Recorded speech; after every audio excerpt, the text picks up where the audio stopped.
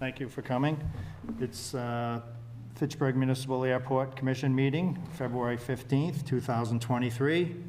It's 6:03. Public is invited to participate in a Zoom webinar, and we have Beth, one of our commissioners, Beth Walsh, in attendance via Zoom. Other commissioners here at the table is David Genesi to my left, Richard Liberatore to my far right, and myself, the chair, Clayton Raymond. Also at the table is Peter Kettle, airport manager. Others in attendance looks to be Gale Associates, Jackie Marks, and members of, I'll just say FACT and pilots that patron the airport.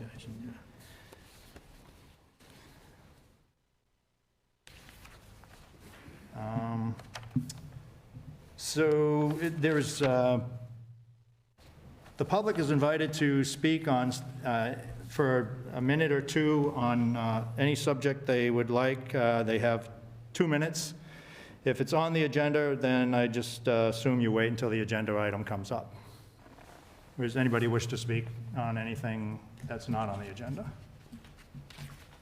Thank you. All right, action items. First, previous month's minutes were reviewed, and do I have a motion to accept? I'll make that motion. I'll second that. Motion, Commissioner Genesi, and seconded Mr. Liberatore. Thank you. So moved. Vote. Aye. Aye. Thank you, Beth. Item 2, correspondence to the commission. There's a yes here. Not usually a yes there, but today there is. There is a yes. It's concerning a company called Air Methods and UMass Memorial Healthcare. But that's as on the agenda under new business, item 1. Okay. So it will be discussed there. All right, perfect. That's it. That's it. Okay, thank you. Item 3, Jackie Marks, are you ready? Yeah. I am You're ready, ready. yes. Okay. Thank you, Mr. Chairman. For the record, Jackie Marks with Gale Associates, airport planner. If you'll take a look at the project update in front of you, not a whole lot to report this month. Project number 1 listed as the master plan project. Just wanted to notify the public that the project has been fully closed out and will be removed from the agenda or from Gale's agenda moving forward.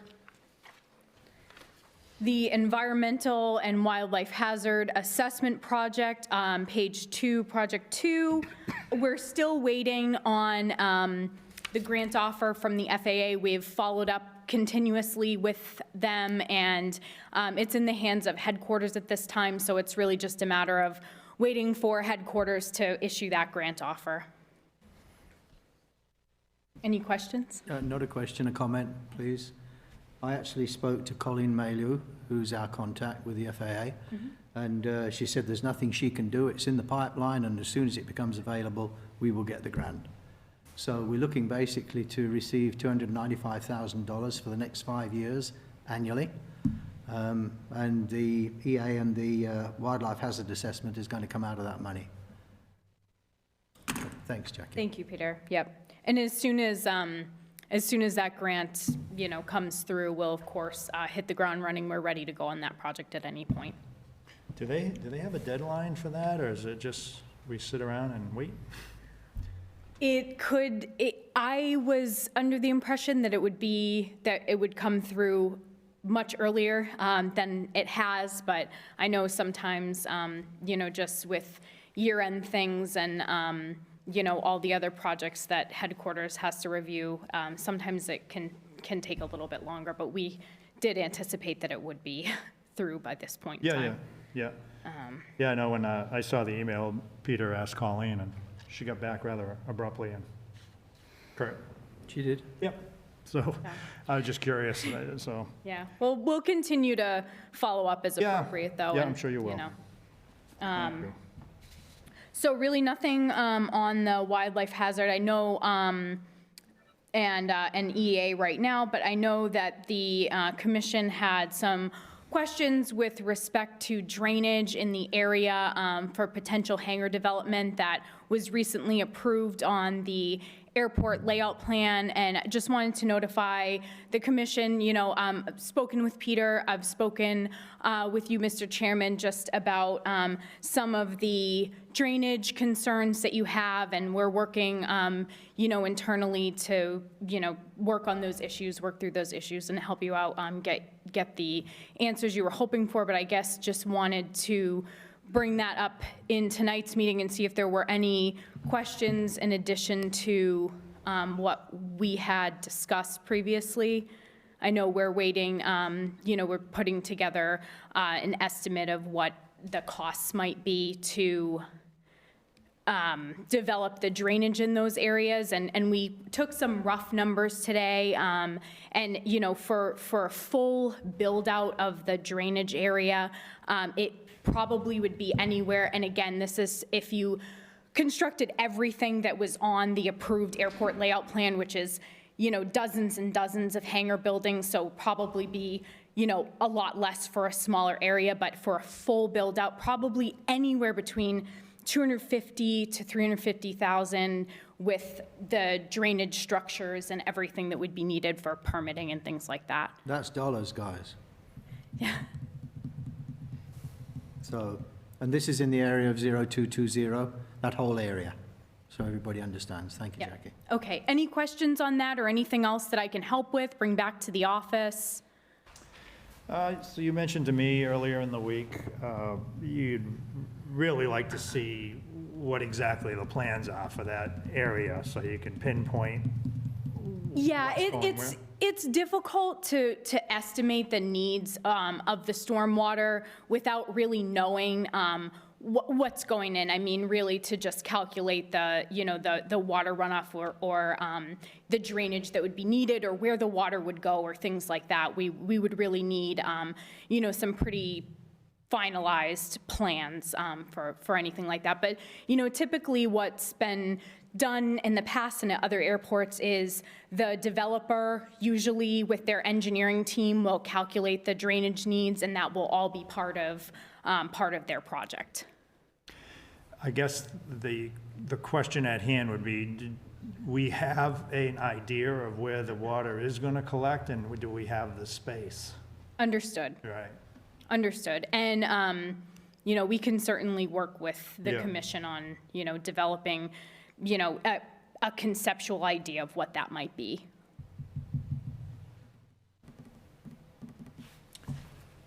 Anything else, anyone? No, it's great. Okay. Thank you. Thanks, Jackie. Thank you.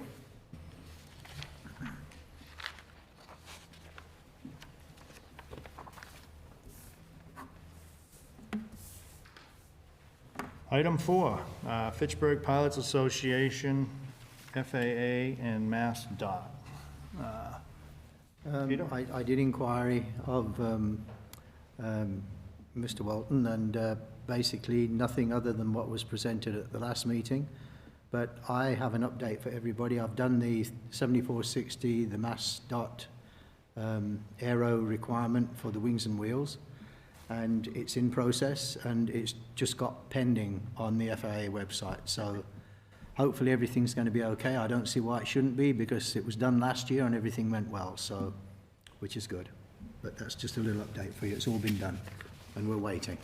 So it's not approved yet. Right. Do you have any reason to believe it won't No, be? I don't, but you never know. Yeah. You never know, so.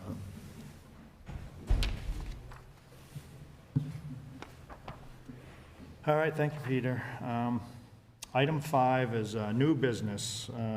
Item 1, air methods, which we spoke of earlier, from correspondence to the commission. So, Peter, we're all ears. Okay, thank you. Air Methods is somebody that I don't believe anybody's heard anything about before, but everybody knows UMass Memorial Healthcare. If you look at the screens, a week last Friday, actually on February the 3rd, I had somebody call me from that one company, so you've got the vice president and also the area manager for Air Methods. They actually work with UMass Memorial General Hospital, General Healthcare. And they've been to just about every single airport in Massachusetts, and they've chosen Fitchburg to bring their Eurocopter. It's going to be housed at Fitchburg. So this is how quickly this has gone. That was on Friday, February the 3rd. On the 6th, they asked me what time we opened on the Monday, and I said 8 o'clock. There was 3 people there, not the 2 that I'd spoken to. And the third person was the senior director for UMass Memorial. And basically what they're looking for is an area to park their hangar, because they have a 24-hour service, and the 24-hour service means that people live on the actual airport. So I did identify, if you look where that little bouncing star went, the Bullock area, which is a nice little area down there that's got gas, water, electricity, and a sewage pit, but not an actual sewage line linking to the wastewater plant. And then the second one area is right next to the admin building, which is a perfect area because you've got all the utilities there, because if you remember, the new admin building was designed to house a restaurant, so everything is there. And that's what we've been talking about with them, and this is what they want to put up. A unit that's 56 foot wide by 27 foot long. And that's when the utilities came up. What about the utilities? Can we get them? Who's going to pay for them? So we had a meeting with the mayor, and those 3 gentlemen came and met the mayor, and we also got in Nick Erickson, who's the commissioner for the Public Works Department, and everything can be done. Now it becomes who's going to pay for it. So it's looking good. If you look on the overall plan of the airport, there is the administration building, and with an address of 567 Crawford Street.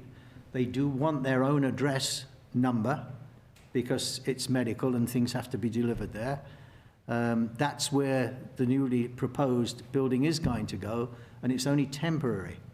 It's temporary until such time as an RFP can be sent out from the city using all the information that we've gleaned from everybody, including Eric Sheffels, on how the new agreement, the land lease agreement, should be written, because that's his business and that's what he does. So we've taken all that into consideration. A new land lease has been prepared by Attorney Pusateri, and that is going to be actually given to the Commission tonight to approve. It then goes to the FAA for approval, and then we can go. So the building itself is the Air Methods UMass Memorial Healthcare Building, and we believe it's going to be 573 Crawford Street, because the door is on the left-hand side, I don't know if you can see the little red arrow there, but that's where the door is. And right next door here, we have a beautiful area for the heliport, which is the old place where people used to wash their aircraft. Now, please remember, this is only temporary. And once the temporary is going to be between 12 to 18 months. They are going to live there as of the 27th of March. So this is unbelievable for the city to react that quickly to get all this done by the 27th of March. But I've had it from the mayor, I've had it from the Public Works Commissioner, that yeah, we're going to do this because it really is very, very good for the city. Now, if you look at coming down the Airport Boulevard, I suppose we can call it, coming down, you can see the administration building on the right, and that is where the new building's going to go. And I drew this in from looking at the plans that they'd got. I don't know how accurate it is, but that's where it's going to be. And it's beautiful because the electricity line's going to go straight down from that area. Now, what does that do for the airport? Number one, I believe it gives a massive, massive, massive exposure to everybody on the position that the Fitchburg Airport sits. It's well communicated with 190, Route 2 taking you to 495. Plus, it's now providing the medical service to the city of Fitchburg, Leominster, and all the areas around with a very, very quick reaction. The reason they wanted to come here is they're down in Worcester, where they're currently housed. They're going to keep Worcester for the south of Worcester because Air Methods is a New York-based company, and they've chosen Fitchburg to come to. So I personally think that this is a fantastic opportunity for everybody sitting in a room, the city, $2,000 a month rental there, plus all the jet fuel. Now, this is a 24-hour operation, ladies and gentlemen. So are we going to employ linemen to be there 24 hours? No. We're going to train those people on how to use our jet truck, which is common around North America. So we're not setting, new standards here. So now this is done. I need to get approval from the commission that we move forward on this tonight. So I'd like a vote and a second, please, Mr. Chairman, that we go ahead with this, because I can only see good things coming out of it. Only see good things. Peter, who's going to fund this? Sorry? Who's going to fund this temporary building? They are. We are paying nothing. Nada. Zero. The net revenue is 2,000. A month. Plus the jet fuel. And I've been told that sometimes they can be out 10 times a day, but at least once or twice a day. So the revenue from the jet fuel is going to be enormous. It's going to be enormous. It's going to give us the opportunity to do things that we haven't been able to do in the past because the city doesn't have the money to support us. So, I think everybody's intention on the commission here is to make us thoroughly self-supporting. And this is a big way to go forward. Peter, they'll pay their own utilities, no doubt. Absolutely. Absolutely. So, and then once we get to where that moves, once the RFP's gone out, they've actually put in their bid to put that building plus a brand new hangar to house 2 Eurocopters. That is anticipated to be within the next 18 months, if the city can move forward quick enough to allow this to happen. So it needs to be planned. I mean, a lot of you guys want to build hangars down here. And in fact, the second item down here is a 20,000 square foot hangar. And I'll talk about that in a second, but I just wanted, so can we have a proposer and a second? Yeah, I'm going to open up for some questions. Yeah, sure. So this is the first, most have heard about this. Commissioners, please raise your hand and comment if you'd like. Well, I just want to commend you and the city for getting to this point already. That's quick action, and I think it's exciting, and I think it's exactly what we need to proceed forward. So I commend you and the city for being so quick. Thank you. Commissioner Liberatore. This idea was brought up when I was working for the city 5-6 years ago, I think, on emergency management side of my job. And we were just still in the planning of extending the runway, and they knew that there was a lot of possibilities at the Fitchburg Airport. And I think I sat in on 2 meetings, kind of brief at the state level, and then it kind of went off the path. The only thing that came good out of it was, and I don't know if Peter was involved with this, when there is a major disaster in the Northwestern County, Fitchburg Airport would be the hub of all supplies brought in from MEMA and any additional requirements that the state needs would be housed out of Fitchburg, Lumps area. I-90, Route 2, they figured this all out was pretty good. So I'm surprised that they still moved on it, because I thought it was dead. So I'm hoping that the city takes it upon themselves to move quickly enough. City policy in Fitchburg always seemed to drag, any kind of project that was going to start, they stumbled or they would find fault with it.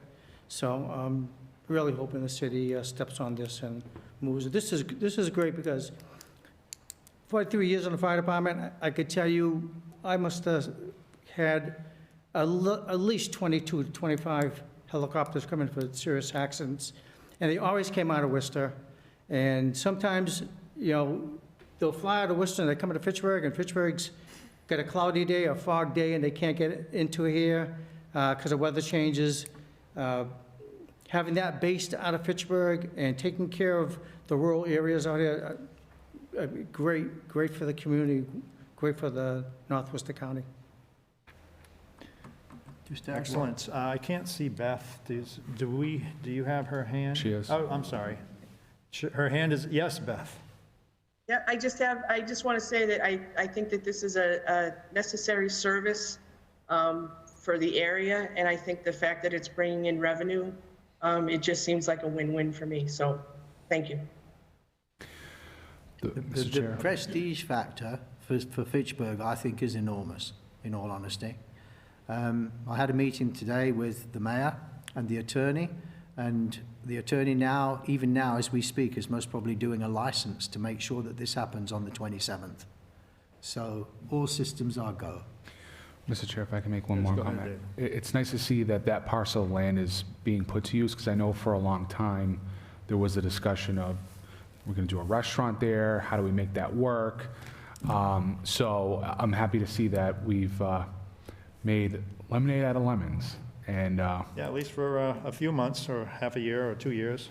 In 18 months' time, when they take that away, the mayor is putting a concrete slab down for the restaurant. You know what? The utilities are already there.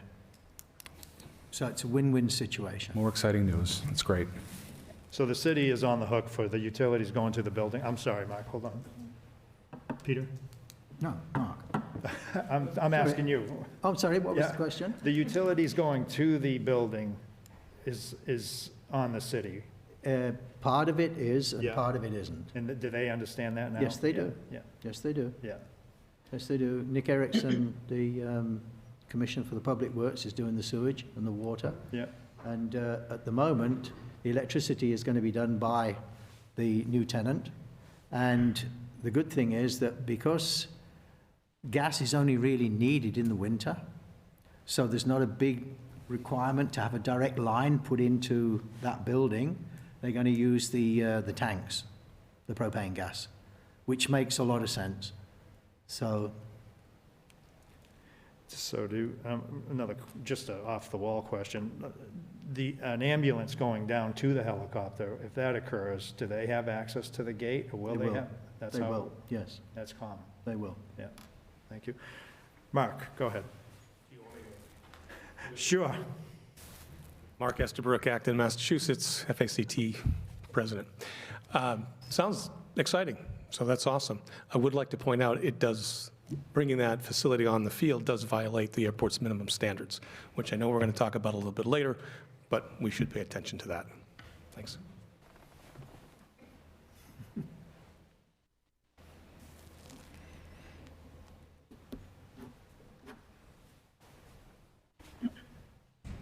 All right. Let's bring this to a vote to, Can I jump in for a question? you can, just in time. Peter Hoffman, Berlin. How is the $2,000 revenue rental rate negotiated? It 50 cents a seems square modest. How much? 50 cents a square foot. Is that the going rate? That's the new rate. It strikes me as modest, but I'm not. Modest? At the moment, everybody in here that has a business on the airport pays around about 22 to 25 cents a square foot. Okay. Thank you. You're welcome, Peter.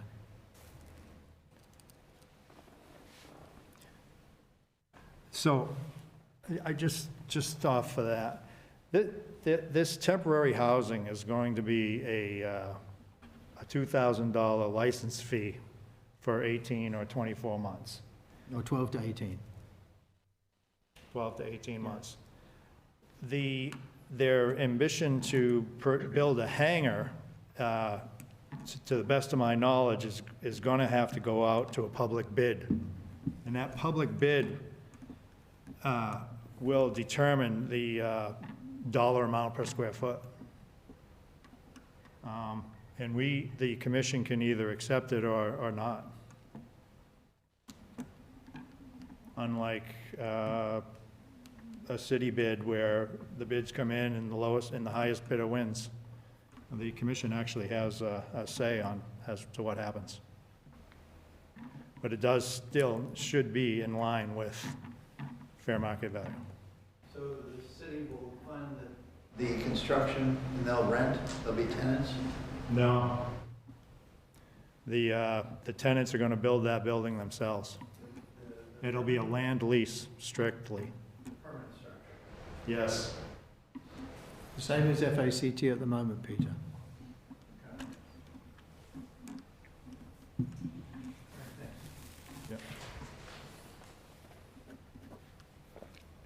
All right.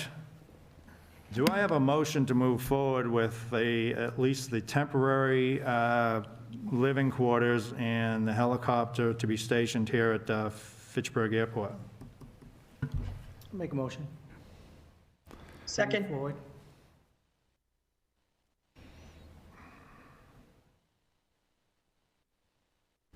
Thank you, commissioners. Thank you. Let's vote. I'm an aye. Aye. Aye.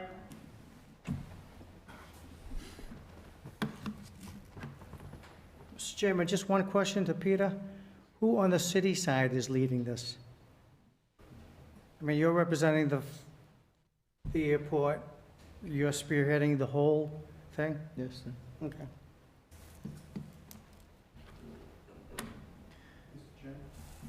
Yeah, Just a question. sure. Check the zone. It's a So- residential structure. There's a lot to be done between this meeting and that building getting there. And yeah, it's a short time period, but yes, the attorney, the city hall was, well, kind of in a scramble today. So to answer all those questions, it's on them. As a commission, I'm in favor of wings and wheels. Yeah, I'm not opposed, Yeah. but it just strikes me that it probably isn't zoned for residential. That's going to be a hurdle for them. I don't know.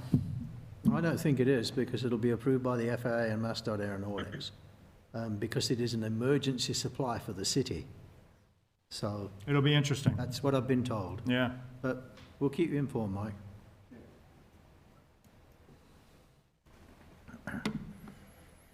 All right, we're going to move on. That item is closed. We're going to item 2, new business, 20,000 square foot hangar. Peter? Yes, last week, actually Jim's here if he wants to say anything about it, but, all right, okay, Jim, thank you.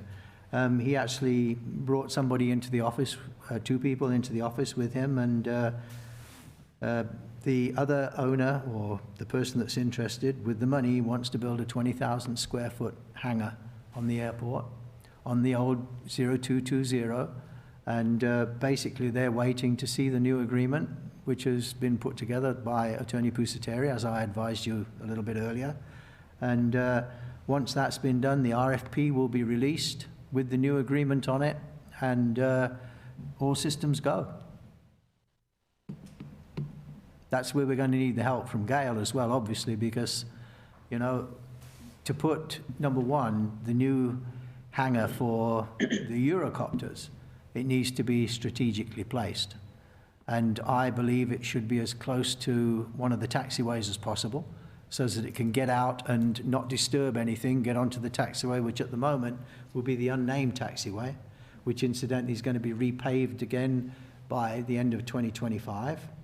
And we're going to get a new ramp by the end of 2025 as well. And all of this will be taken into consideration with the design of where the new hangars will be located. So, Yeah, I mean, the commission themselves is learning from experience. When you send out an RFP, you've got to be very specific as to which piece of property we're actually requesting a proposal for. And we can decide that prior to an RFP going out.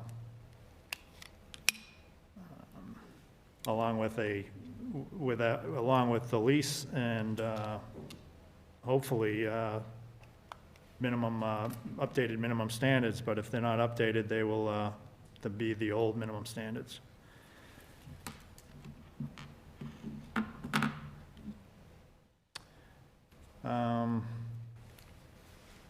So you don't need a motion on that at all? No. It's just information? Yes. Yeah, okay. Item 6 is old business, GPU installation. Yeah, the update on that is that all the electrical connections have been installed within the new administration building. We're now waiting for the trench to be dug so that we can bring up permanently the GPU from the old bullock hangar, which the airport purchased around about 7 months ago.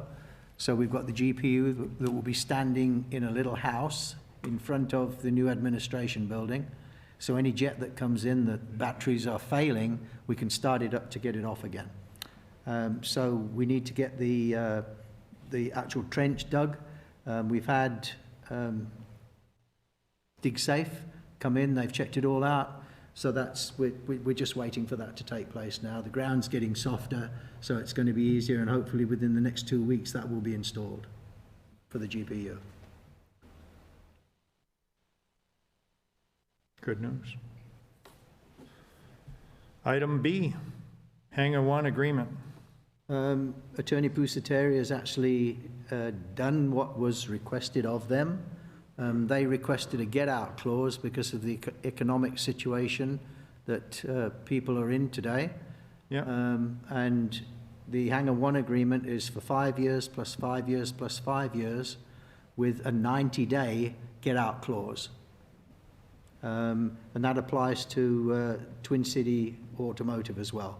So I just need to revise both of those agreements, get them signed, get them through the city, and away we go. Okay. So Attorney Pusateri is champion the 90-day get-out clause? Yes. He's okay with that? He's done it. Yeah. Item C, Twin City Automotive is the same. That's Is the the same. same. Yes, sir.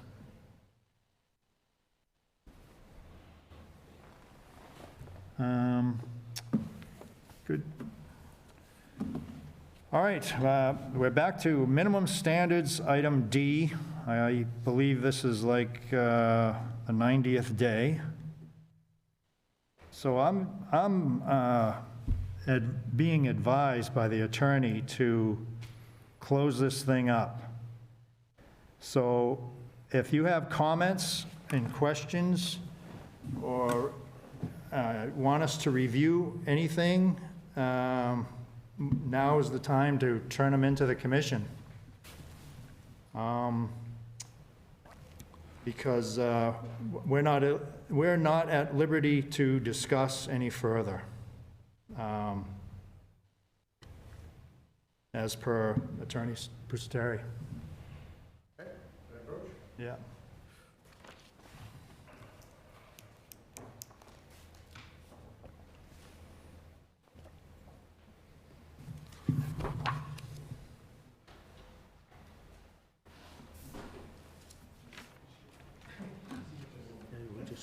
Oh, and one other thing. After we have a chance to review anything that you move forward, we will be prepared in March to respond. So I apologize to Beth, we don't, you sent us out online, so you have them. Obviously, I can't get them to you. Yeah. So there's a PowerPoint presentation as well as a draft. We've got the minimum standards that we've prepared. I'll walk through some of the highlights of that. Thank you. Just a moment. So you do have these electronic, and you... We do, and we looked at it. Yeah, send it to Peter, or unless you have Beth's email. I do not. Yeah. At least not that I know of. Okay, I'll get it to everybody. yeah.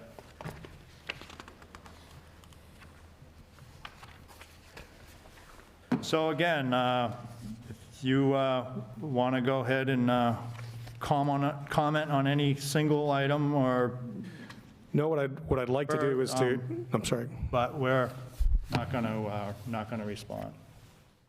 fair enough. I can't make you respond, so if there's Yeah. questions, we'd be happy to answer them. Yeah. But what I'd like to do is to walk through the PowerPoint presentation. I do have it on a computer if we wanted to try and do that, but I don't know how difficult or not that is. So we're treading into some kind of legal matters where we're not at liberty to discuss. With regards to hooking up the computer, you mean? I'm not following, sorry. I'm just asking how you'd like me to present the With information. regards to the minimum standards. Yeah, All right, so months ago, we were in agreement that we would, go 90 days, talk about it during the meetings. Yeah. And ready to receive any comments, and this is perfect. We're going to take it under advisement.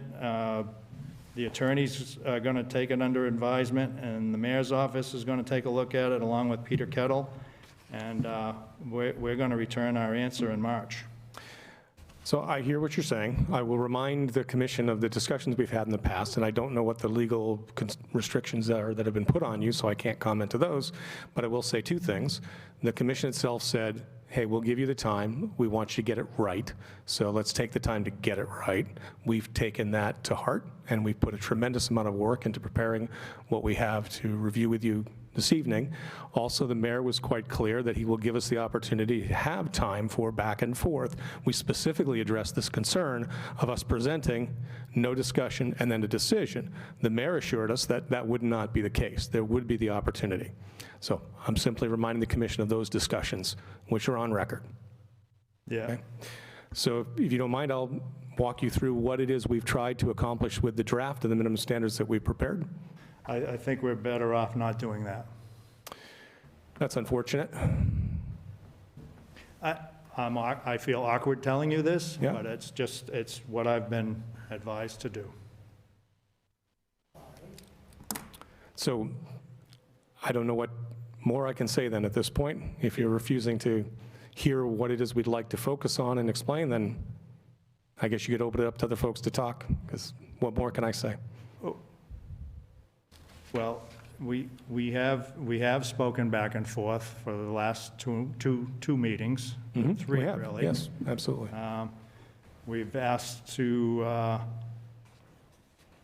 for you to present your comments and notes, and that's what we've done. And the attorney wants 30 days to come back to you. What's the harm in Mark? I do not know. You as the chair have to run this commission. Yeah, and I'm being advised to lock it up. Excuse me, Jim Powell, the chief representative. Yep. Certainly, that's not to say that you were giving him the opportunity to present those comments. Which we have right here.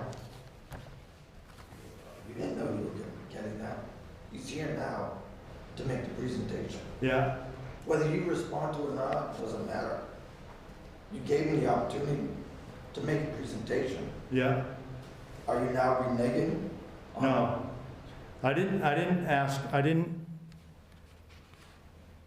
we didn't agree for a presentation. We agreed for comments and suggestions, and then we would take them under advisement. But He's here to present his comments. he's not presenting anything. He- You're not he- allowing him to right- present anything. Right here. That's a submission, that's not a presentation. Well, I'm not a wordsmith, but I have been told to accept what you have, and we're going to review it and get back to you in March. Can I make a comment, please, Sure, Mark? Peter. I received this from Attorney Pusateri. He says, tomorrow night I will not be at the commission meeting. I've spoken extensively with Attorney Lund about what the FACT and the FPA are doing. There will be a comprehensive new proposal that includes many things in addition to the insurance. My suggestion would be that we receive the new proposal and that we discuss it and plan to have a resolution in March. And I believe that is when you should make your presentation. That's from this. Sure. That's No, what I got. that seems like a quite reasonable email. I don't Right. hear Well, it's a anything text. saying, It's a text. okay, text. I don't see anything there suggesting that we not have the discussion. The point of giving the presentation is not to convince you of anything. It's simply to clarify the information that we've provided, give you an opportunity to say, I'm not quite sure what you mean by this, or why you put this in there, why it's important. That's all. So I appreciate what Attorney Pusateri said. I don't see that a problem with that at all. But I'm still mystified as to why you don't want us to walk through the highlights. I mean, we're not going to read the proposal. Would be silly. It's simply the highlights. You can see them on the PowerPoint or the handout. Excuse me, I think it's important that you understand some terminology. I only see one person up there now that has any aviation experience. This is to try to help clarify those things. If you have aviation experience, great. If you don't, then this information might help you decide with Pusateri or among yourselves whether to change or not change. And we're being advised to do that in March. How can you make a decision when you don't understand the terms? Point of order, if someone's going to speak, they need to speak at the microphone.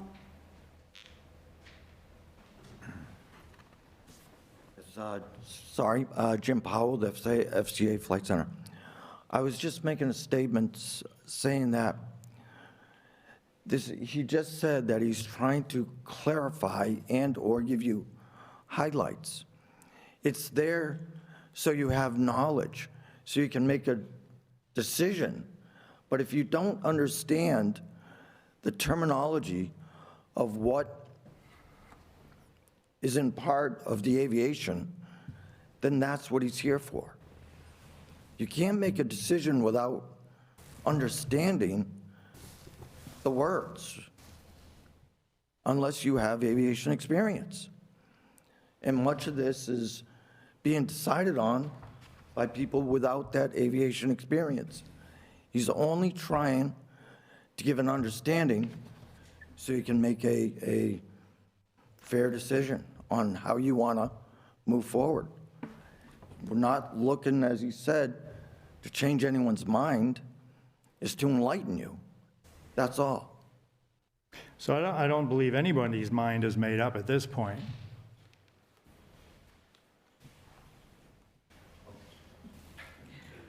All right, if your mind is not made up, then What's, we're just Go ahead. trying to have them highlight. I'm not understanding, I don't think anyone else is here, but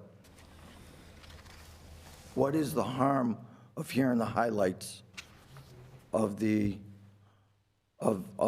suggestions that Pusateri and you all have asked them to do? I don't have that answer for you, Jim. Alls I hear is two attorneys talk to each other, and one attorney is advising us to accept your comments, and in March is when we take a look at the whole plan. Okay, I understand that. So will you allow There him is more than to give his one person comments? up here that has aviation experience. I'm sorry, I didn't know that. My apologies. No problem. So as you said, you're allowing to receive his comments. Can you allow him to give you your comments? I mean, his comments. I'm being advised not to. Okay?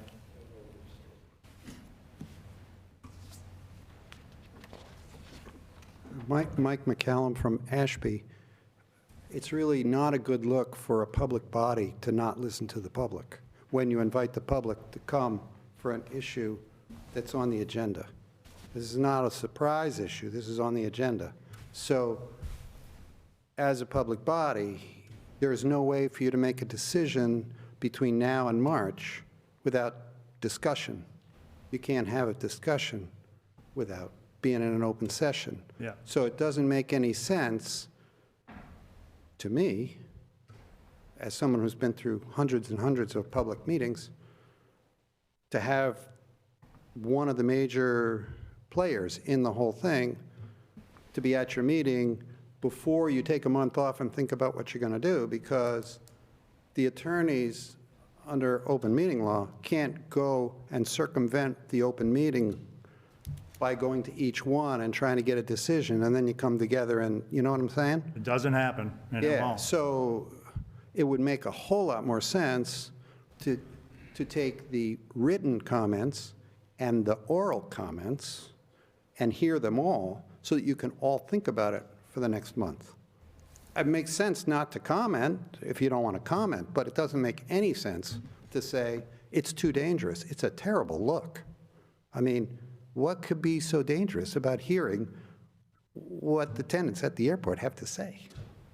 I wished that the attorney was here to advise If the on attorney, your comments. if the attorney thought it was that important, the attorney'd be here.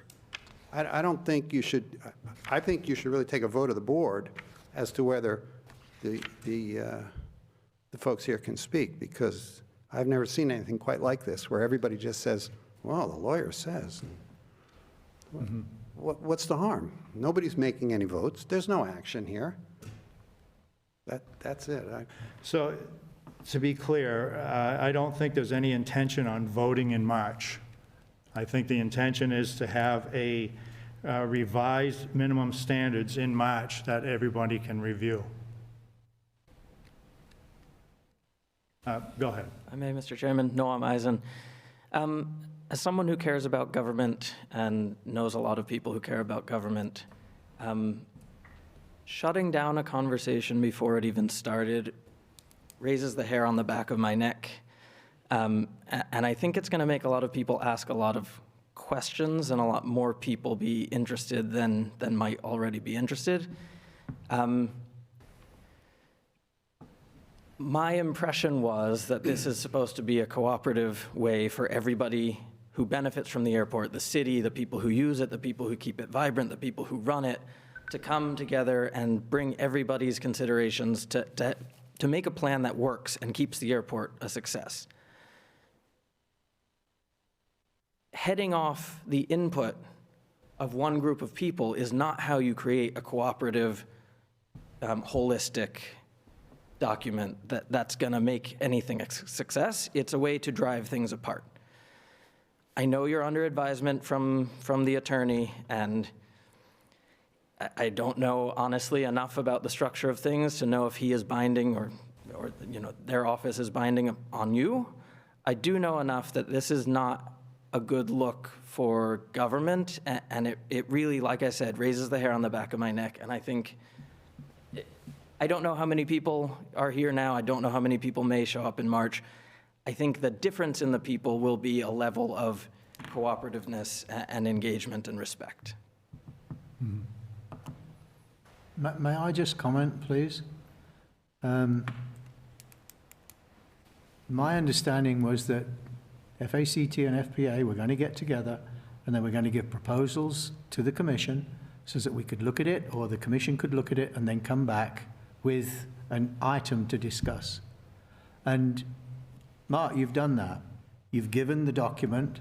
It needs to be read. It needs to be discussed at the next meeting with all of that in mind, because at the moment, I look at that and I don't know anything about it, because there's 28 pages in there that I would like to go through and give my comments the next time that we all get together. I just think that, in my personal opinion, I would like to see that before you give your presentation, so that I know what you're talking about. But that's me talking, and I understand where you're coming from, sir. But that's my interpretation. Could I request, and I'm not saying this is a good idea, but should this conversation not happen now? Again, you heard what I thought about that. Should this conversation not happen now, may I request that this proposal go out to everybody as an item, from the commission, so that in lieu of having an open conversation, we can at least all have the month until March to look at it. Absolutely On right. behalf of the commission. Absolutely right.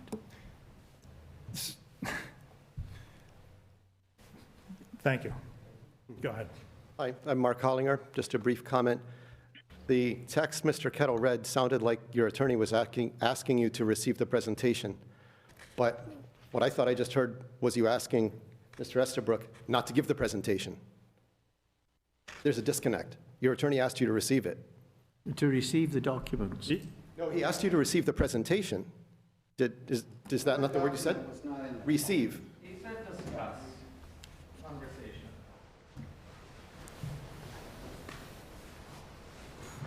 Mr. Chairman, I got to make Go a ahead. comment here. Go ahead, Commissioner I Liberatore. just don't like the idea. The attorney's not here. I don't agree with his decision. I think, for me anyways, I'd like to hear what Mark has to say. You know, I don't have aviation experience. And I could read 100 documents, and I would have to, you know, do the research or run down to Peter and say, okay, explain this to me. He put the work into it. He gave us a document to read. Give the gentleman some time, let him explain it. The attorney's not running the show. We are. And for me, as being a commissioner that's I've been in this job for almost 8, 9 years, and I'm still learning. And I want to learn a little bit more. I have an opportunity to have him explain his view of the minimum standards. And you know I've been struggling with it, you know, picking away at it, trying to decipher what's good for the airport, what's good for you people, because you're our backbone. You know, clearly, you know, the airport doesn't run unless the Pilot Association is backing us up. How are we hurting this commission on gaining some knowledge from Mr. Estabrook in a short time? I guess from my point of view, we're stepping into the unknown. But on your comment, I will take the comment of all commissioners and how they would like to proceed at this point. I think Commissioner Liberatore summed it up perfectly. I share the same sentiments as he does. I think they put in the work. I think we should hear them, even if they're just Cliff Note versions of what they put here. You know, we can still go through these, but I think it's only fair that we hear from what, again, they're just making comments, right? They're making comments here, so I personally don't see any problem with that.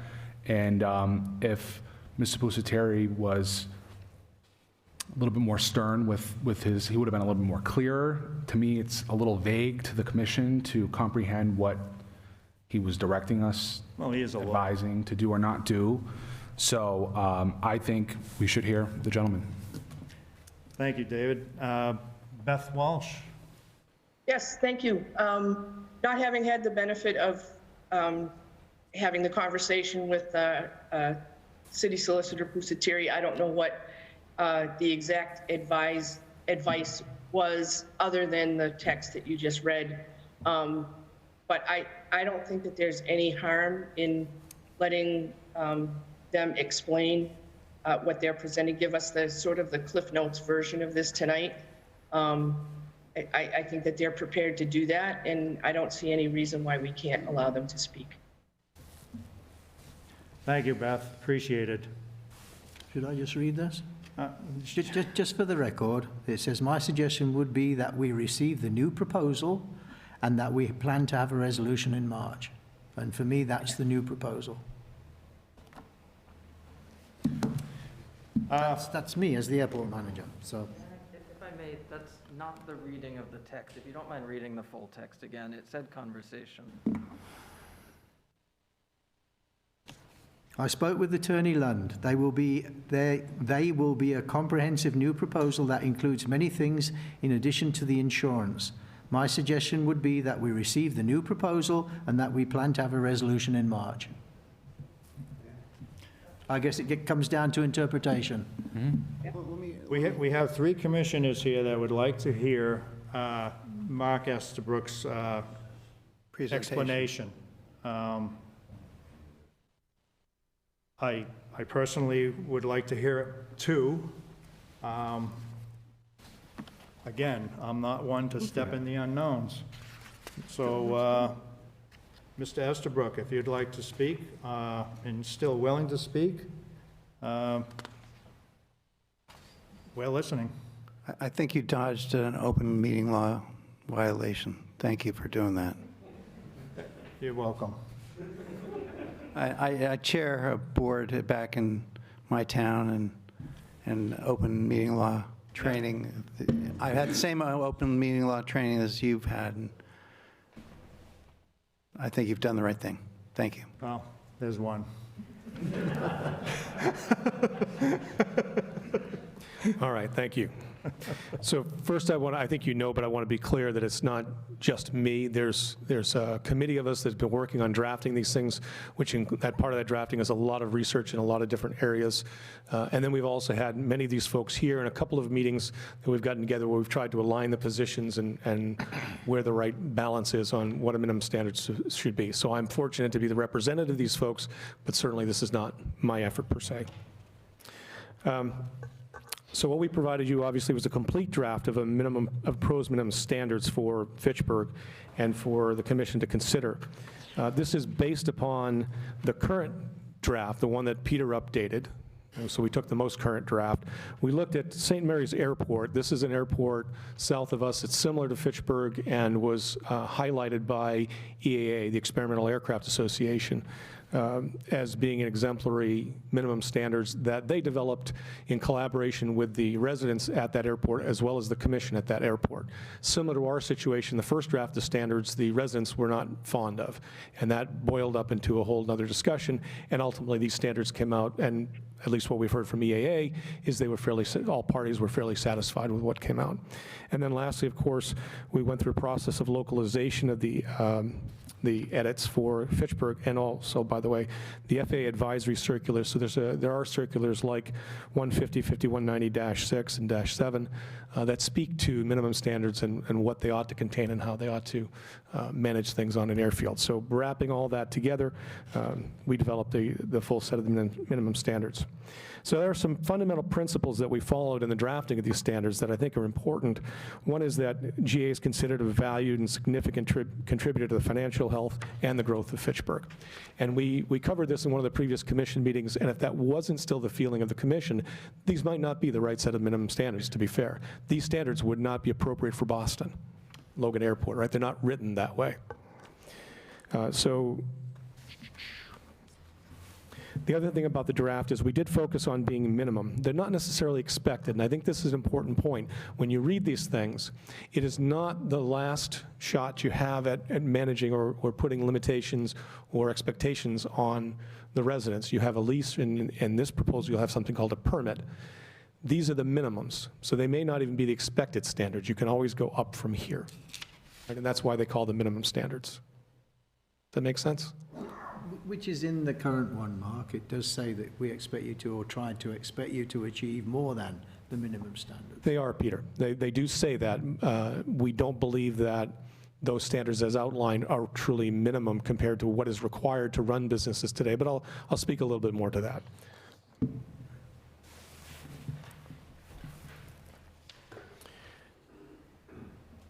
So we chose not to edit the current draft, which was the request of the commission, and we took that seriously. But as we went through that draft, we found it difficult. The current business practices and operators on the field are not reflected in the minimum standards. And we gave an example earlier. We have this great opportunity with this medical helicopter company coming in. They don't meet the minimum standards. So why don't we want to why do we need to have the minimum standards represent businesses on the field as well as businesses coming onto the field? Well, the current document calls for all businesses to comply with the minimum standard whenever you update those minimum standards. So back in the 70s when it was updated, the airport was required to bring all operators in the field up to those minimum standards. The original proposal was written in a grandfathered state, so businesses had time to adapt to the new standards. That should have all gone away in the 70s, and now the commission's updating the draft again, and again, that clause kicks in. You need to bring those standards, bring all operators up to the minimum standards that you're publishing. So there are many of the elements of the current minimum standards draft that you have which cause problems in that regard, and ultimately you're going to be in violation of various rules when you do that, if you don't bring everybody up to the same point. Because many of the current businesses are out of compliance with the standards, minimum standards. And again, part of the violation comes with the FAA guidelines and the circular AC 150, 5190. The standards don't necessarily reflect the requirements of modern FBOs. I think we talked a little bit about this before. I won't get into that. And then we did struggle a bit with the wording, not the fault of anybody on the commission. This was written long ago, but the wording was a bit torturous as we tried to get through it and inconsistent. So it was very hard to just do edits here and there to fix it. All right, so on to the standards that we've developed, or the document we developed. I want to highlight a couple of few terms here that are important to understand as you read through the document. The first is an FBO, or fixed-based operations. These are operators located on the premises on land owned by Fitchburg Municipal Airport, and they perform a number of functions on the field, and it's later on in the document, but it's like maintenance, like sales, flight schools, et cetera. Then there's this category called SASO, Specialized Aviation Service Operators. These provide more specialized services or things that really don't fit in the bucket of an FBO. They may be operating under a lease, or they could be a rental, but they are based on the airport. And then we have this concept of an independent operator. This is an FAA term, by the way, as is SASO, as is FBO. These are all FAA terms. So any person, firm, legal entity without an established business location on the airport, but engaged in commercial aeronautical activity on the airport. So here you don't have a lease. So I talked before about you always get another shot at putting more requirements on people, but if you don't have a lease, how do you do it? So we introduced a concept called a permit. So you still have that capability, and that's one of the things I wanted to point out, is that's not necessarily standard in minimum standards, this use of the idea of a permit, okay?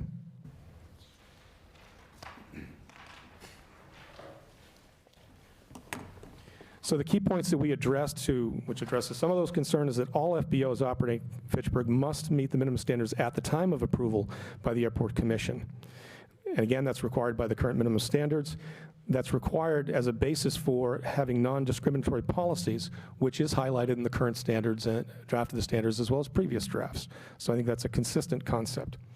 So our draft includes requirements that are more general and more current with industry norms and capabilities, and we believe accommodate the current businesses. We could be wrong there, but we do believe, and if they didn't, we would suggest those edits would have to be made to accommodate the current businesses or force those businesses to bring their standards up.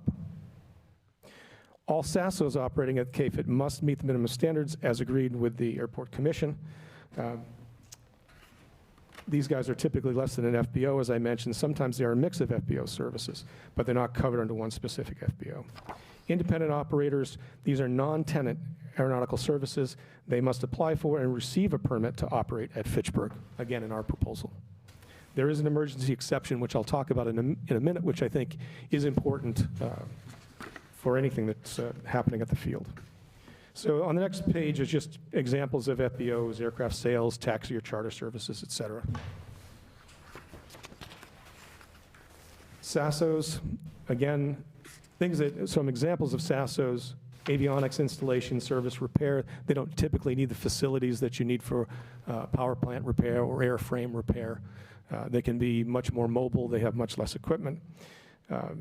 There can be aircraft manufacturing, modification, and maintenance. There can be upholstery shops. There can be charter operations, flight instructions, UAS, which is getting more and more common these days, at least when I look at my maps. They're popping up all over the place. And other aeronautical services to the public that aren't otherwise detailed in the minimum standards. So those standards for SASO would have to be negotiated with the airport manager and the Airport Commission and codified in either a permit or a lease. So if you have a lease, you can put it there, but if you don't, you can use the permit process that's proposed in our minimum standards. So one of the big items we've been talking about are the insurance requirements. So the insurance requirements, as we've written the proposal, apply to all existing and future FBOs and SASOs, but not for the independent operators. Okay. Those insurances include the general liability insurance, $1,000 for each occurrence for bodily injury and property, $1,000 for general aggregate, $1 million rather. Aircraft liability insurance for FBOs and SASOs that provide aircraft to or carry clients. That's $1 million for the aircraft and $100,000 for each passenger. Then there's hangar keepers. That varies quite a bit. That one's hard to pin down to a minimum standard. Whether you've got a Cessna or you've got a Citation, it's going to change. So we just wrote it fairly general terms of as necessary, as appropriate. The city is to be named as an additional insured. I think that's consistent with existing minimum standards, and we certainly agree that makes sense. With regards to the insurance,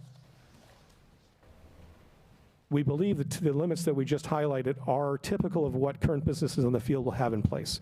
They have it for their own protection. So really, all they're having to do is to add the city as additional insured. It's not an increase of a burden at that $1 million level. I think if you pushed it to $2 million, which has been proposed, it's a different story. We've also found that coverage limit's generally available in the market and affordable for most full-time businesses. We don't believe the city's at risk for damages above $100,000 in any case, whether they're a lessor or not. We've found nothing. We've done a fair amount of work, and we're not experts in this area, and I know that Attorney Lund and Pusateri have gone back and forth on this, and I think everyone's struggling to be an expert, and maybe it's only proven out in courts. But we certainly can't find anything that shows the city to be at risk for more than that $100,000 number. We acknowledge that most airports have these liabilities in there. We just can't figure out why. And we've gone to EAA, we've gone to AOPA, another aircraft organization. Nobody can point to a reason for it. Nobody can point to a case where the city's been held liable in the past. So it's a bit of a mystery, but we do acknowledge that it is quite prevalent in most minimum standards. Requiring insurance like that for individual operators, A&Ps, IAs, CFIs, will most likely eliminate them as a service offering at Fitchburg, and that is to the detriment of the GA population. We've talked about this before, that many of the services that are provided by these folks aren't even available on the field, and even if they are, they may not be preferred. So, when we talk about insurance by businesses, the FBOs, Twin City Airmotive, FCA, Nagel would be examples of folks that are covered by those insurance requirements as an FBO. SASOs would be people like Unlimited Aero Engines and Twin City Avionics. And again, for the SASOs, each of those businesses would have to apply for a lease or a permit with the requirements baselined in the minimum standards, but which can be modified to fit the business needs. The independent operators, again, we're proposing they're not required. The risk there is on the person hiring the independent operator. If you don't hire somebody competent to work in your plane and you have a problem, well, you hired the wrong person. Again, we don't see where the city is liable there. It's not much different than you hiring an electrician. The city's not at risk because you hired a bad electrician and they wired your house improperly. Application for permits. So again, those are for SASOs or independent operators. After a written permit application has been completed and material submitted to the airport and reviewed and deemed complete by the manager, the airport manager would then deny the permit for various reasons that are outlined in the minimum standards. So if they didn't meet any of those requirements, the manager has the right to deny them. They should approve or disapprove the permit in writing within a week of submission. Otherwise, the application would be considered approved. Now, the one thing that's fairly important here, I think, for general aviation, but also for commercial aviation, is this concept of AOG, or airport on the ground exception. So if you have a jet that flies in, a turbine aircraft that comes in, and they have a maintenance issue that prevents them from flying out until it's resolved, they need to be able to fly resources in, repair that aircraft, and fly it out.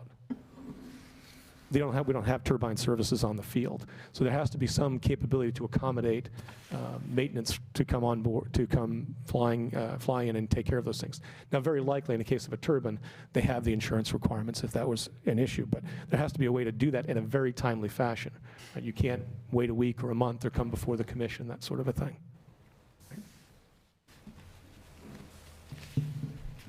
And included in the standards are the right of all aircraft owners to do their own maintenance and service without involvement of the airport commission or the airport manager, as supported by the FAA regulations, the FARs.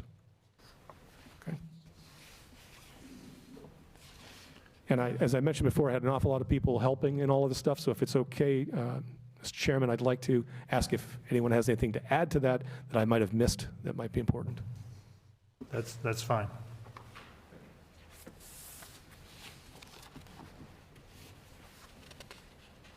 Mark, I have one question for you.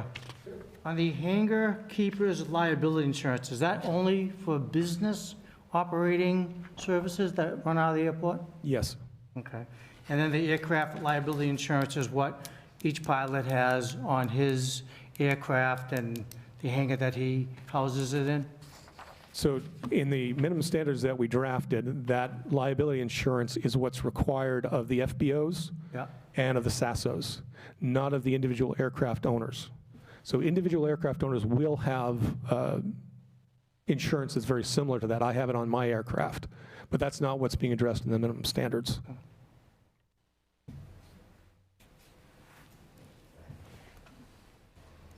On the AOG, the aircraft on ground thing, I think it's just worth educating for people who don't know.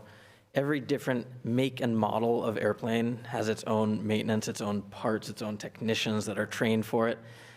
So big companies like Textron will have vans kind of around the country and planes around the country, and they will come within hours to, I've been instructing in business jets. The airplane's down, it's a depreciating asset, it's needed in the business, they'll come. But it has to be them who comes because other people don't know how to maintain that particular type of airplane. In case it's helpful. Thank you.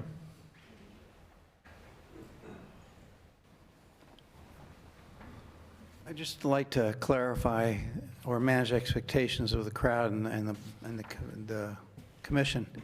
Next month, you're going to deliberate, and the following meeting, your plan is to make a decision. Did I understand that correctly?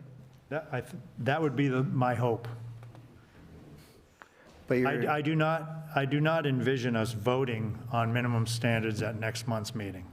And will there be an opportunity, will there be a deliberation between the commission members as well as the discussion by the audience, the guests? I would have to imagine. I don't see why we wouldn't. So if I don't know why we're advised not to speak tonight. Well, that's been beat to death. But I am very glad that the hair on the back of your neck prompted the discussion, and certainly do appreciate the work put into this Mark worked very hard. minimum standards. My hope is much of this is implemented in the new standards. It wasn't my hair. I don't have much. But you could feel it. We had a discussion about that. So, all right. So then next month there'll be a discussion of some sort, and then perhaps the following month there'll be a vote. That would be my thought process. And will the commission take input in between meetings in writing? In between March and the next? Between now and the future. I have to believe that some of us, not me, have some thoughts that they'd like to submit. Send them to Peter, please. Okay. And the commission will consider them? Yeah, label them minimum standards opinion. All right. I promise that each of us will send no more than 5 each. Thank you. That would be perfect. At the risk of speaking more than my fair share, first of all, thank you for facilitating this. And second, could I request that in the event that there will not be discussion, in the event that a vote is intended to be held next meeting, could that please go out on the agenda so that everybody knows that that's the last opportunity? Yeah. Yes. Thank you. That is a good point.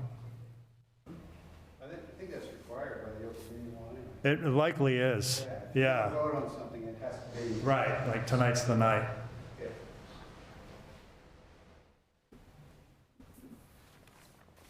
Thank you. Thank you, fellow commissioners. We got through minimum standards, item 2.3. Item D. Sorry, I think there's someone on the Zoom call that wanted to speak. Bill Taylor. I don't know if anybody's seeing his hand up or anything.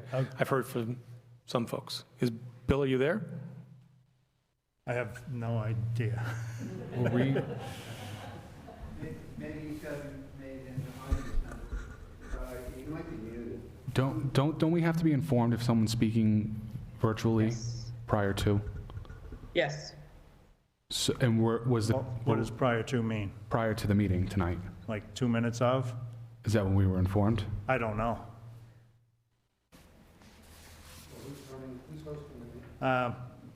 It's, Dan's in the room over there. Fitchburg Access Television. Open this mic. Hello. Thank you, Dan. Bill Taylor, we're on, as you know, minimum standards, item 2.3. Okay, thank you. I hope you can all hear me okay. And just to clarify the point that was just asked about, I did, when requesting my participation in this meeting electronically, I did request the 2 items that I wanted to speak on, but as you may know, the technology does not allow me to actually speak until I'm turned on. So I wasn't able to do anything other than try to raise my hand. So can you just confirm that you can hear me okay? I can, we can, yes. Yes. Okay. Okay, thank you. First off, I wanted to thank the commissioners for their comments earlier in the meeting that was aimed at, trying to become as informed as possible, whether it's on the minimum standards or on anything else that comes before the commission. As I do believe it is your obligation and responsibility as commissioners to be as informed as possible when making these decisions. So I commend you for that and for addressing this open meeting policy that was earlier addressed, Mr. Chair. I presume also, in terms of considering these matters, that you would also have a responsibility to act so as to promote as much, to as greatest degree as possible, aviation safety. And that's what I'm specifically going to talk to you about. I've asked Mark to hand out some written materials for you for your consideration prior to or leading up to the discussions next week, or I'm sorry, next month in March. But I'm here tonight to talk to you about annual aircraft inspections and the merits of what is known as an owner-assisted annual. In researching what I'm presenting to you tonight, I refer to the work and study of a person that's likely known to many of you and certainly well known to some of you, and his name is Mike Bush. Mike Bush is arguably the best known A&P-IA in general aviation. He's been recognized by the FAA as such. He does work with the AOPA, with EAA, a number of type clubs, including the Cessna Pilots Association, the Cirrus Pilots Association, et cetera. He's also the founder and CEO of a company called Savvy Aviation, Inc., which is the world's largest firm providing maintenance management, consulting, analysis, and assistance services for owner-flown aircraft. I've attached in the written materials that Mark Estabrook kindly agreed to hand out to you on my behalf tonight, an article that was written by Mike Bush explaining what is meant by an owner-assisted annual inspection. This is a 6-page document, fairly easy for you to go over. But in summary, what Mike writes in that document is that if an owner can afford the time, an owner of an aircraft should become intimately involved in the maintenance of their own aircraft as the owner in command, and that there is no better way to do so than to complete an annual inspection on their aircraft with an A&P-IA who is willing to permit the pilot's full involvement in the effort of this annual requirement. Mike further writes that the opposite approach of just involving yourself in writing a check to the maintenance shop after they let you know the damage that was done to your aircraft results in much poorer safety of flight outcomes, as many owners have found and complain of what are known as MIFs, or maintenance-induced failures, that occur after an aircraft has been serviced by a shop without the owner involvement. Mike reports in his writings and his study that he has personally experienced this, as have many other people, and as I can report to you that I have myself. Basically, as the person flying the aircraft and putting your family in it, the owner is often the best person, of course with proper supervision of an expert, to ensure that all components of the aircraft are working as intended. This is encouraged by having the owner involved in the maintenance and inspection of their own aircraft. The 2 current maintenance shops on the Fitchburg Airport do not permit owners to be working on their aircraft in the capacity of an owner-assisted annual in those shops, nor will they provide such services in owners' leased or owned hangars. This is a shortcoming and something that I think that the Airport Commission and the airport should consider carefully when you're considering the minimum standards. I think safety of flight will be enhanced at the Fitchburg Airport by allowing such access to be granted by off-field mechanics, and I respectfully request that any update to the minimum standards accommodate this provision, as I've outlined in the proposal in writing that Mark is handing out. Evidence outlined by one of the most respected names in general aviation safety and maintenance that I put forward for your consideration supports this enhancement of safety. I don't raise this lightly. It's researched, it's real data, and I would urge you to become fully informed in this before you make any decisions that would preclude this type of activity at Fitchburg. Finally, I'll just close by saying that for more information, I would encourage the Commission to read or listen. It's available as a book on tape of a book written by Mike Bush, where he talks about this among many other things that affect aircraft safety and aircraft maintenance. That book is called Manifesto, A Revolutionary Approach to General Aviation Maintenance, written by Mike Bush. It's available on Amazon, book on tape for $5, I think it is. So that's all I had, other than one other thing, Mr. Chair. I did try to raise my hand earlier. I was not recognized with regards to an agenda item around correspondence. It's just a brief item, if you'll allow me to speak to that. Yes, go ahead, Bill. I just wanted to highlight that I have been in correspondence with the city attorney, or the assistant city attorney, and Peter, regarding the matter of the FPA Coop lease. We remain ready, willing, and able to sit down with you, Mr. Chairman, and the city attorney and Peter, but we are still waiting for the material that we had requested in advance of any such discussions. I just wanted to update the Commission on that we remain in the same place, but we're happy to speak to you when the time is right.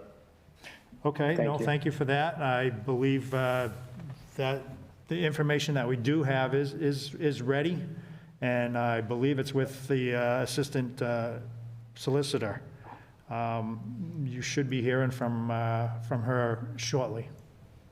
Okay, excellent. Thank you, Mr. Chairman. I appreciate your time and the opportunity to speak. Thank you, Bill. Appreciate it. All right.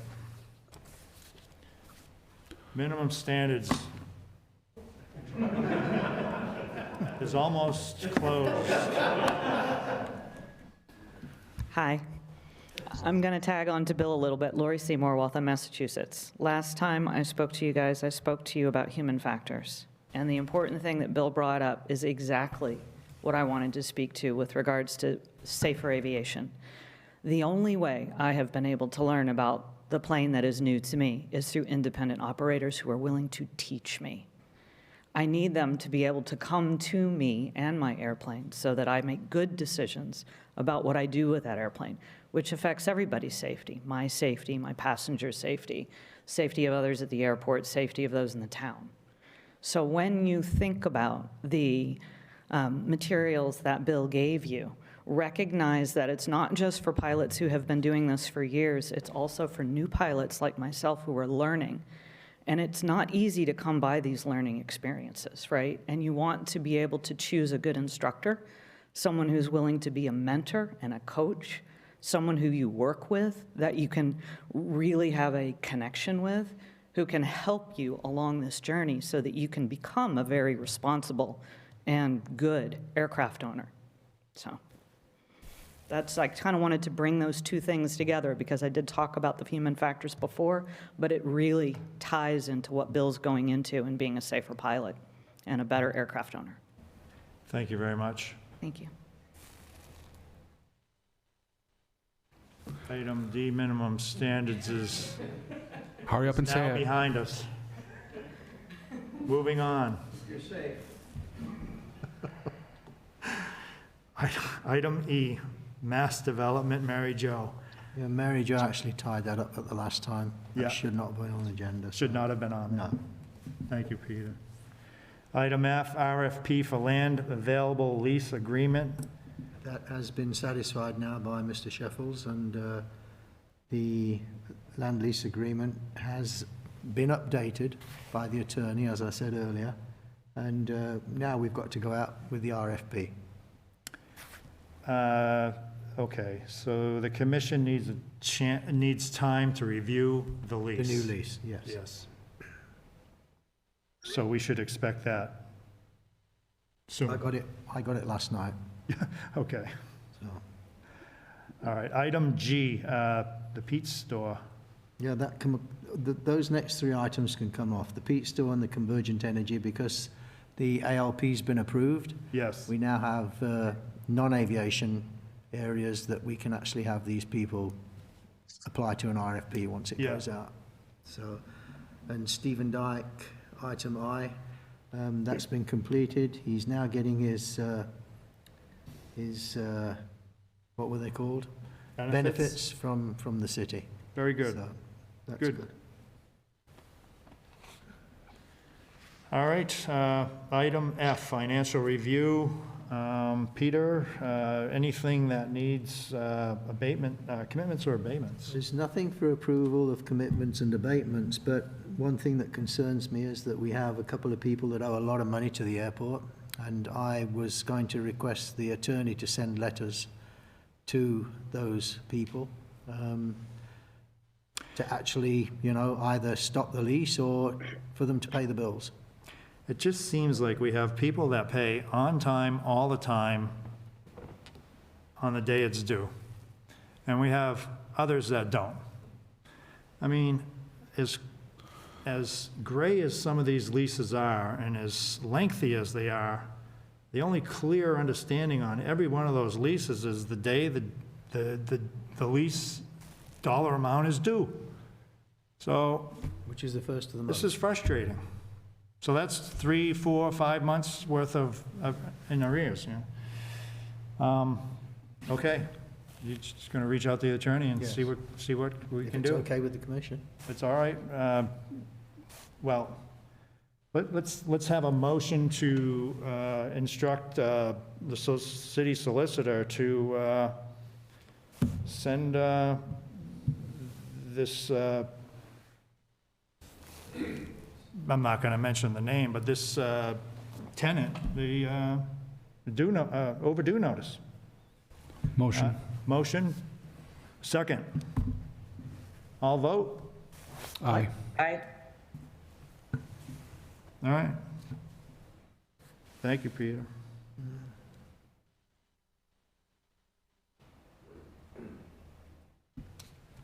Executive session, there isn't one, and it has to be advertised prior to the meeting. Date and time of next regular meeting, March 15th, 2023, 6 PM here at the Legislative Building, Main Street. If we're all set and in agreement, I would like to ask the commission for a permission to adjourn. Motion. Second. 1930. Commission adjourn, commission. We're done.